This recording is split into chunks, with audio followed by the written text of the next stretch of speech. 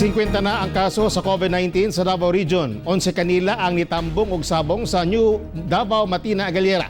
Ang report ni Argel Relator. Sa background sa mga positibong pasyente sa COVID-19 sa Davao Region, 18 ang dunay travel history sa Metro Manila.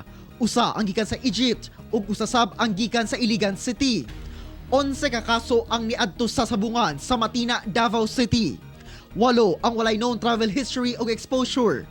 3 ka pasyente ang natakdan sa positive case. 7 ang wala gayoy data pa sa karon ug ang usa ka positive case gikan ni tambong ug kasal. 21 anyos ang pinakabata, samtang 72 anyos ang pinakatigulang nga pasyente. Samtang gianunsyo sa City Government of Tagum nga duha na ang kumpirmadong kaso sa COVID-19 sa syudad. Sila si patient 1,540, usa ka 57 years old, o patient 1,512 nga 34 years old, pulos mga lalaki.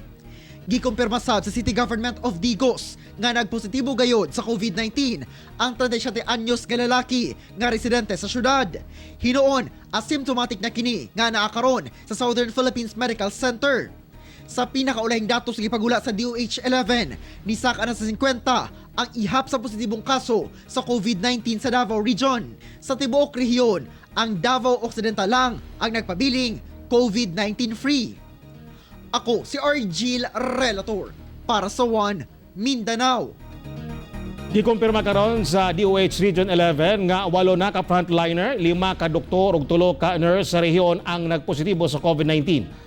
Samtang bisaka na sa 2,084 ang kaso sa COVID-19 sa nasod, 88 dinhi ang namatay ug 49 ang naka-recover.